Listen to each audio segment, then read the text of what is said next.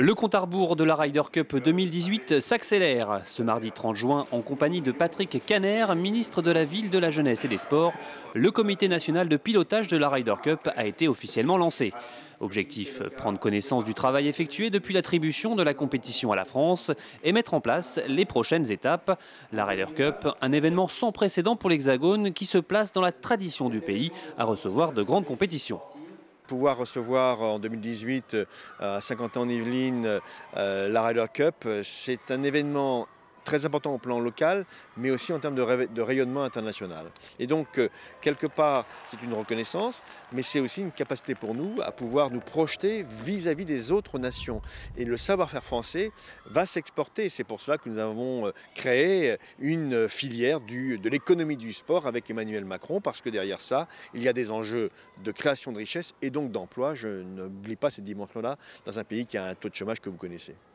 Un événement où l'aspect économique va donc jouer un rôle très important. D'un point de vue sportif, l'objectif est d'attirer encore plus de monde dans les golfs, avec notamment la création de 100 parcours de proximité, élément clé du dossier français. Le projet de construire ces 100 parcours urbains en France a été l'un des éléments déterminants du dossier français. Et c'est en grande partie pour ça que nous avons décidé d'attribuer cette Ryder à la France.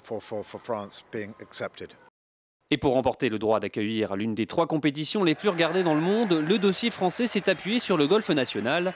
Un parcours de l'Albatros qui, dès la fin de l'Alstom Open de France, entamera sa mue avec pour ligne de mire septembre 2018. Là, juste après l'Alstom Open de France, nous allons commencer les travaux qui vont nous permettre d'accueillir dans de meilleures conditions aussi bien les spectateurs que les joueurs, que les médias. Ce sont des travaux importants qui vont s'étaler sur une période de 9 mois.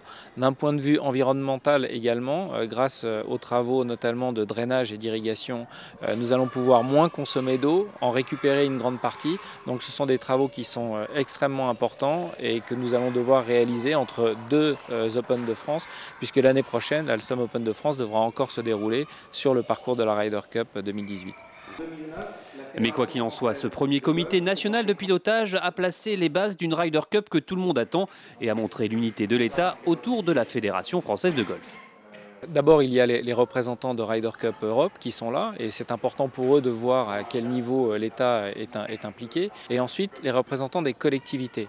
Et bien évidemment, il faut que les territoires puissent également s'approprier ce très grand événement. Les objectifs sont très importants, sont des objectifs de développement d'abord de la pratique du sport, mais également de rayonnement de la France. J'aimerais bien que le golf soit regardé à la télévision par des millions, des dizaines, des centaines de millions de téléspectateurs, mais qu'il soit considéré, y compris dans les quartiers populaires, comme étant un sport accessible, y compris par l'emploi.